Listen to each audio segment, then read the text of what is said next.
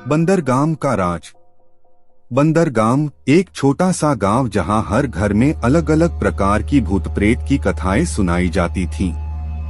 इस गांव में एक पुराने हवेली की कहानी भी बहुत प्रसिद्ध थी, जिसे कोई भी रात्रि में पास से गुजरता था वह आंख उठाकर भी नहीं देख पाता था।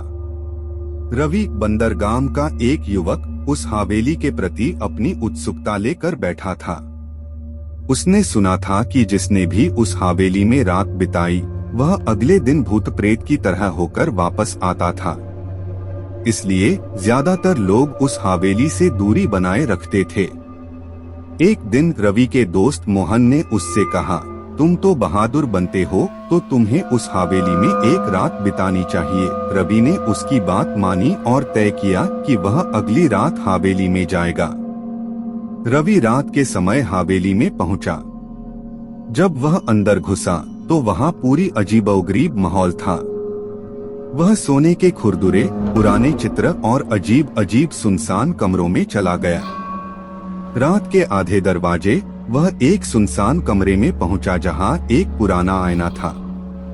जब वह आईने में अपना चेहरा देखा तो उसने देखा कि आईने में एक और चेहरा भी दिख रहा था, जो कि वह नहीं था।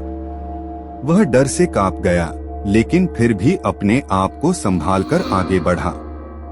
आधी रात के बाद जब रवि आईने में अपना चेहरा फिर देखने की कोशिश कर रहा था तो उसने एक और बात देखी। उसकी पीठ पर कुछ लिखा था। वह लिखा था, जो भी आएगा वही जाएगा नहीं। अब रवि को समझ में आ गया कि उस हवेली में कुछ अजीब है। वह तेजी से उस कमरे से बाहर निकलने की कोशिश कर रहा था, लेकिन दरवाजा खुल नहीं रहा था। अचानक वह आवाज सुना, तुम्हें क्या चाहिए? रवि ने देखा कि वहां एक और पुरानी औरत खड़ी थी। वह आदते में आकर रवि से पूछा, तुम कौन हो? रवि ने उत्तर दिया, मैं रवि हूँ, बंदरगाम का निवासी। औरत ने कहा, तुम यहाँ क्यों आए हो? रवि ने सब सच बता दिया। औरत ने कहा, इस हवेली का राज केवल मेरे पास है। मैं एक बच्ची की माँ थी और एक दिन अपनी बेटी को गंवाने के बाद मैं यहाँ आकर खुद को मर दिया, लेकिन मेरी आत्मा यहाँ फंसी हुई है। रवि ने पूछा, आप इस संसार में क्यों फंसी हुई हैं?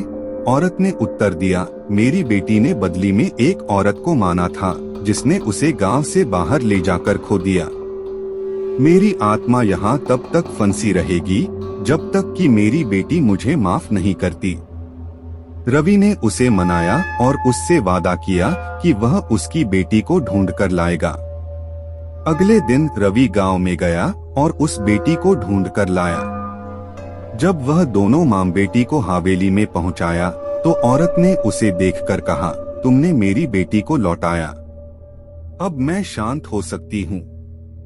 रवि ने उस बेटी के साथ वहां से निकला और बंदरगाम गांव में सुरक्षित रहने लगा। उसकी यह घटना उसे हमेशा याद रही कि हर भूत प्रेत के पीछे कोई ना कोई कहानी जरूर होती है।